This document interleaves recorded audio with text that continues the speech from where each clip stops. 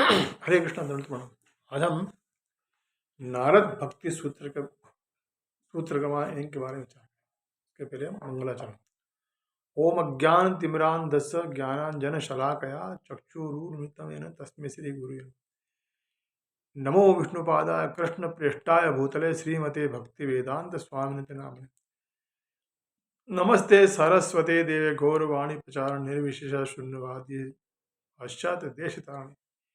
जय श्री कृष्ण चैतन्य प्रभु नित्यानंद श्री अद्वैत गदाधर श्रीवासादि गौर भक्त वृंद। हरे कृष्ण कृष्ण कृष्ण हरे हरे, हरे राम राम राम हरे हरे।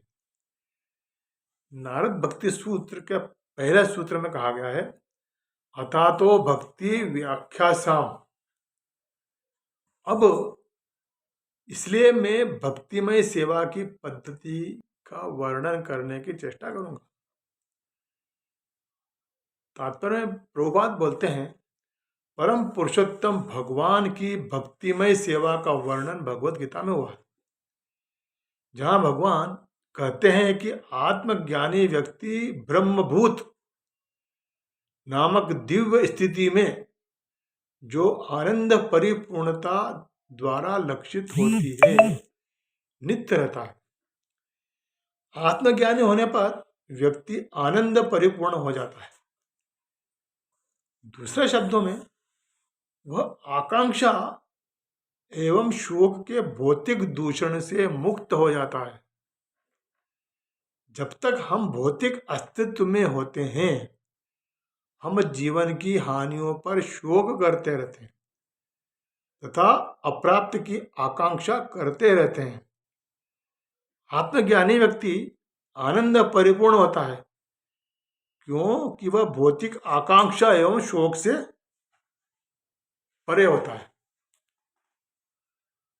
भक्ति इतनी उत्कृष्ट है कि केवल भक्ति के ही माध्यम से हम भगवान की स्वरूप स्थिति समझ सकते हैं। भगवत गीता के 18.55 में स्पष्ट रूप से वर्णित है भक्त्या माम भिजानाति। भगवान को भक्तिमय सेवा द्वारा ही समझा जा सकता है, अन्य किसी पद्धति के द्वारा नहीं। परम सत्य को समझने हेतु विभिन्न पद्धतियां हैं, किंतु यदि कोई व्यक्ति भगवान को यथावत समझना चाहता है तो उसे भक्तियों की पद्धति ग्रहण करनी होगी। अन्य रहस्यवादी पद्धतियां भी होती हैं, जैसे कर्मयोग, ज्ञान योग तथा ध्यान योग, किंतु परम पुरुषोत्तम भगवान को बिना उनकी भक्तिमय सेवा द्वारा समझना संभव नहीं है। भगवत गीता के चौथे अध्याय के 4.3 में कहा गया है, जहां हमें पता लगता है कि कृष्ण ने अर्जुन को भगवत गीता केवल इसलिए कही क्योंकि वे भगवान के भक्त एवं सखा थे। भगवत गीता भक्ति योग की पद्धति सिखाती है और इसलिए भगवान कृष्ण ने उसे अर्जुन को वर्णित किया क्योंकि वो महान भक्त थे। जहां तक आध्यात्मिक जीवन का प्रश्न है, भगवान का भक्त बनना ही परमोच्च सिद्धि है। सारे जीवों को दो भागों में बांटा जा सकता है, चर एवं अचर जैसे वृक्ष, किंतु तदुपरांत भी इनके अनेक विभाग हैं। कुछ योनियां हवा में उड़ती हैं, कुछ पानी में रहती है, कुछ धरती पर रहती है। धरती पर रहने वाले जीवों में केवल 4 लाख ही मनुष्य योनियां हैं एवं इन 4 लाख मनुष्य योनियों में अनेक असभ्य या अपवित्र हैं। वे यथार्थ सभ्यता के स्तर पर नहीं है। ऐतिहासिक दृष्टिकोण से आर्य मनुष्यों की सबसे सभ्य श्रेणी है एवं आर्यों में भारतीय विशेष रूप से उच्च संस्कृत है तथा भारतीयों में ब्राह्मण वैदिक ज्ञान में सबसे दक्ष माने जाते। वैदिक संस्कृति विश्व भर में सम्मानित है और हर स्थान पर ऐसे लोग हैं जो इसे समझने को उत्सुक रहते हैं। वैदिक संस्कृति के सर्वोच्च स्तर को समझने का वर्णन भगवत गीता के 15वें अध्याय के 15.15 में हुआ है, जहां भगवान कहते हैं कि सारे वेदों का उद्देश्य उन्हें भगवान कृष्ण को समझना है। वे सौभाग्यशाली हैं जो वैदिक सांस्कृतिक जीवन के प्रति आकृष्ट हुए हैं। हिंदू स्वयं को वेदों का अनुयायी कहते हैं। कुछ कहते हैं कि वे सामवेद का अनुसरण करते हैं, कुछ कहते हैं कि ऋग्वेद के अनुयायी हैं।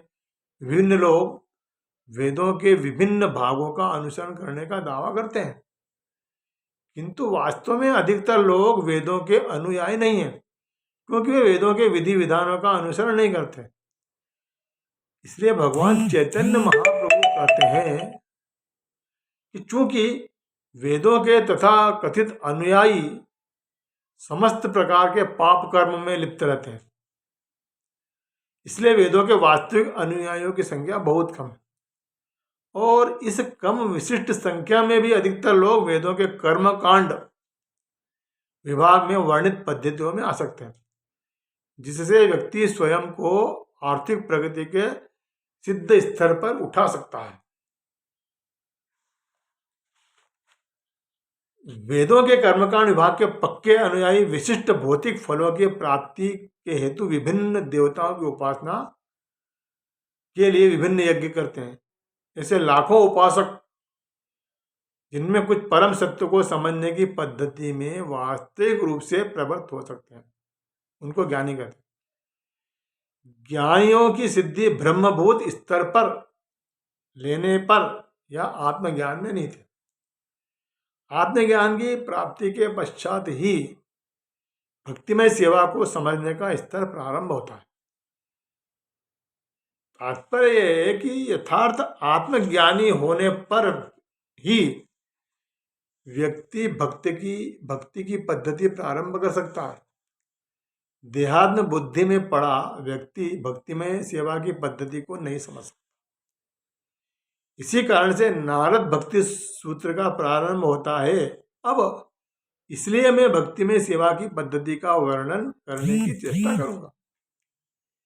इसलिए शब्द निर्देशित करता है कि भक्तिमय सेवा की यह पद्धति आत्मज्ञानी के लिए है जो पहले से ही मुक्त हो।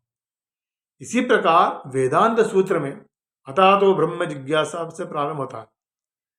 ब्रह्म जिज्ञासा शब्द का अर्थ है परम पूर्ण सत्य के विषय में जिज्ञासा, और यह उनके लिए